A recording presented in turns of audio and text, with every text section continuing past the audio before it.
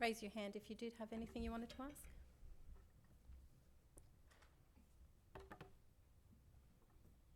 Thank you. It's Herman de Beer from Ausnet Services.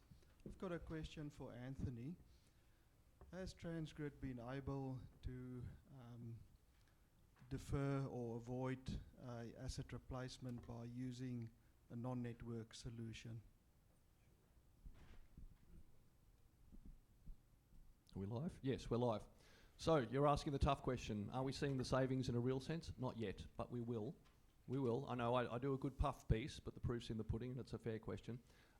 It's still relatively early days for this stuff. We were pretty serious about it in the Powering Sydney's Future space. We also did some work around Newcastle, I think, a couple of years ago, and actually found some potentially larger savings.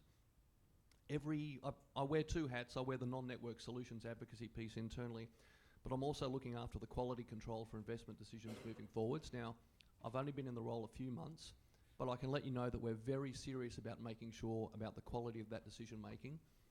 And it's a pretty big KPI for me to make sure that wherever those solutions are possible and feasible and will save customers money, we will do them. So if we haven't saved a large amount of dollars in the past, we are becoming increasingly well experienced and more capable in this space, and we'd like to work with more of you to make sure that stuff happens where it's sensible to do so.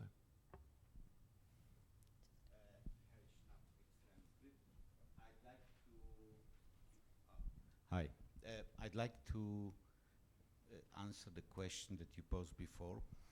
In 2008-9, TransGrid contracted 350 megawatts of emergency supply to defer a major Sydney CBD cable by 1 year. So that was a saving of about $60 million, $70 million.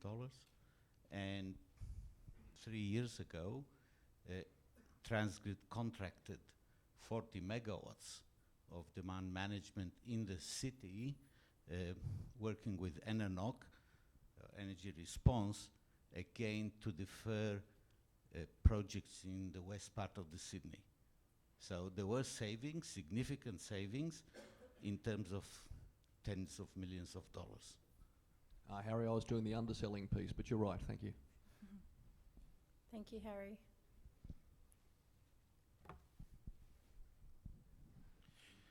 Alex Page, BES.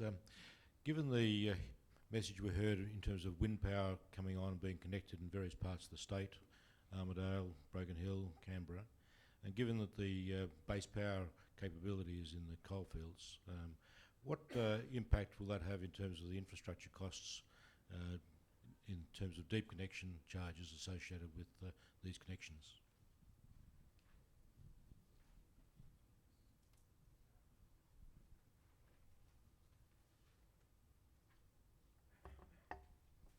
Alex, I think the best way to answer that at the moment is that the way we're seeing the wind farms come in, especially in that northern hub area that we've been talking about, a lot of that's related to getting a substation onto the 330 kV network in between Armidale and Jumerick. So once that's done, we're not seeing deeper connection charges coming through the system at this stage as part of that development. But certainly if other things were to happen, then possibly there is. So for what we're seeing at the moment, we're seeing the ability to connect proponents where they'd like to be onto the network. It's actually facilitating them on without using all of the shared system, which is really the problem. We can certainly put people onto the 132 kV network, but once the capacity's gone, it's gone. And so realistically what we're saying to people is that we think the smarter thing for New South Wales is to connect more wind proponents, take more of a share of the renewable energy target and connect them to the 330 kV network. So that's what we're looking to do. Thank you. Question down the back. Yeah, thanks. Mike Tamp here again from Jacobs. Just following on from that question from Alex, I noticed in the proposal, TransGrid's revenue proposal, you talked about the possibility of looking at different network pricing structures with ability to better signalling the cost of supply to customers and the like. Has there been any consideration to that? I haven't heard any discussion about that here. And it seems that particularly if energy consumption is shifting and patterns are shifting, are going to be impacted by distributed generation and renewable generation, will that be a tool that's become available, and what progress is TransGrid likely to make in that area? Well, as far as I'm aware, we already have made changes to our pricing system to reflect those changes that we put into our determination. I'm not sure the effect that it's actually had yet. I guess it's probably early days to see whether it's actually washed through. But as far as I'm aware, we have started to make changes into our systems to reflect what we said we'd be doing. We'll just get a microphone to you, Nicola. Just to add to that, seeing as Jared's not probably having to work on it all day on pricing, the new pricing methodology, which was approved by the AER in the revenue decision just this year, the timing of the AER's decision was such that we were not allowed under the rules to actually implement it for this year. So for the 15-16 year, we're actually still using the prior pricing methodology. However, we're all on track, obviously, to implement it as soon as we're allowed to for 16-17. So you'll actually see that change in the pricing coming through for 16-17.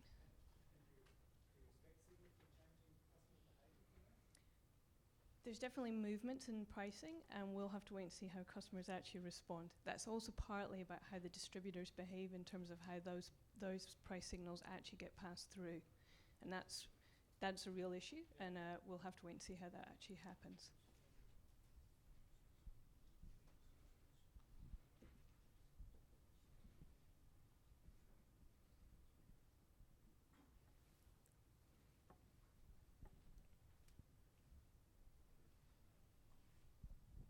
Yeah, hi there, it's Matthew again from Arup.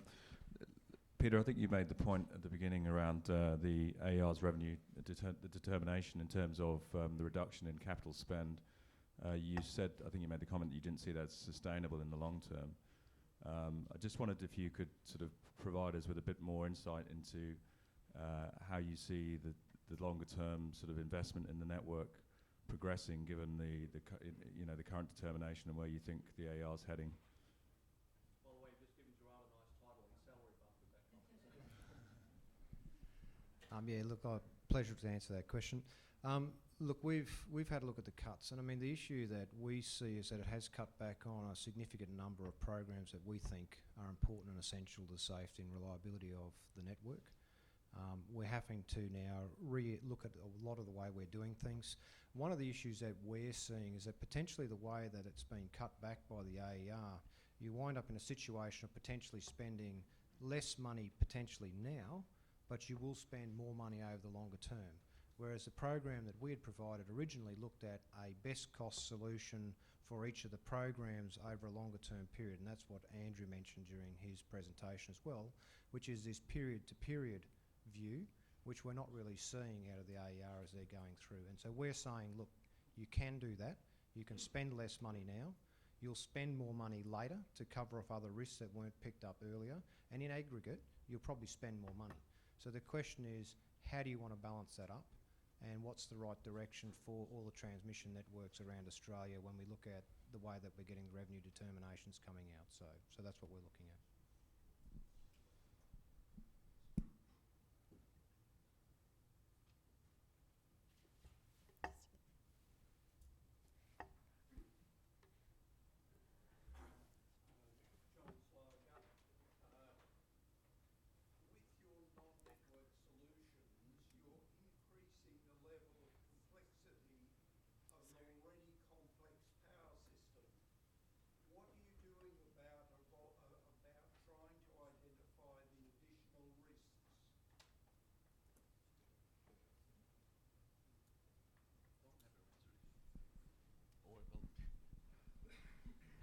And the short answer is thinking about it very carefully. Look, it's inevitable that the supply chain is going to get more complicated and interesting as we go past, and that will carry additional level of risk. So we have to think very carefully about what those risks are and the kind of values that we put on them. At the end of the day, it really comes back to that basic price services trade-off, which as a supply industry, we've been pretty good at avoiding in some ways, and that conversation with customers in the past. So what that means is sometimes there is a cost to manage those risks, and what's really important in addressing them is having that closer conversation with our customers and other stakeholders to make sure that we get that balance right. Nala, do you want to talk about anything about the technical solution? Yes, probably I'm going to be controversial. I mean, in the form that, yes, we had risk in the past, but the industry has moved on. Probably our power industry is one of the worst industries to adopt the new technologies, especially the IT and communication and so forth. Coming up with these new technologies for identifying the problems in advance, identifying where the pressure points are, identifying the risks are, we should be able to manage that one. And I don't think that it is totally correct to say that the same risk will exist in the future. There are better methods of managing it, and we need to manage in that form. So probably just a point to add to that too. One of the things that we put together with the iDemand system was to actually look in practice at a practical installation of some of these sort of non-network solutions too, and actually have a look at how they do interact in reality. And that certainly yielded some more information. We're looking forward to working with various universities and academics to further that research. And as Anthony pointed out, we've got some other projects to look at some more battery storage proposals to actually start to look at how we do mitigate any risks that might eventuate from using these systems. So I think at this stage of the game, we'd say that in Australia, people don't know what all the risks are from using these systems yet. And we're working through the process of pilot installations, etc., to start to figure out what the risks are and look at how to exactly manage those. I was just going to add one other thing. I remember people looking at David Swift like he was some kind of lunatic about 10 years ago when he was talking about 20% wind penetration in South Australia. We're well past that now. We've learned how to make that work to a certain level. It's still a journey we're on, but the future is possible, and it's just about being smart about how you go about managing those risks. Was there a question? Herman de Beer, AusNet Services. With a lower capital budget, will TransGrid have to compromise on some of your planning or technical criteria? And what criteria does TransGrid use to rank project and prioritize work?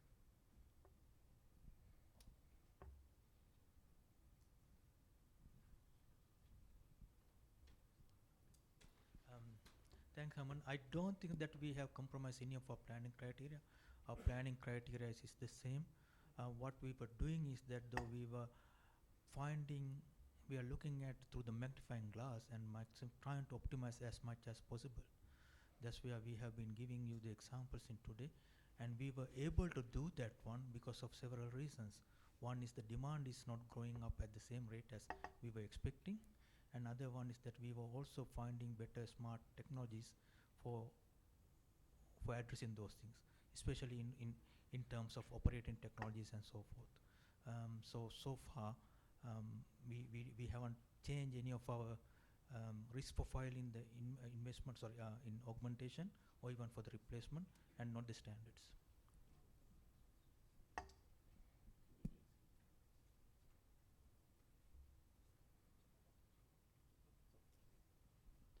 So essentially, in terms of replacement spend, so all our replacement is risk based, and essentially, if you have a smaller pudding, you've got to knock off those things which we perceive to be a lower risk, and that's the nature. That's the only way that it can be done.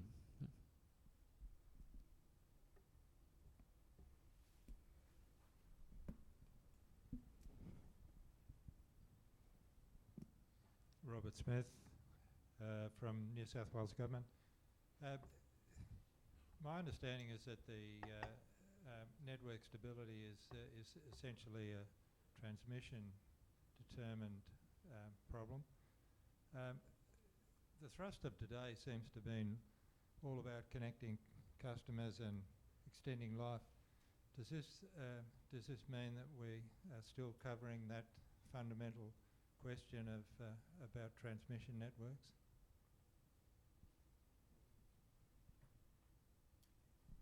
So just want to check your question. So really you're talking about the reliability of the network, is that what you're talking about? I'm talking about avoiding a system black, which in past in other countries it seems to have stemmed from the transmission failure. Yeah. Are we ensuring that the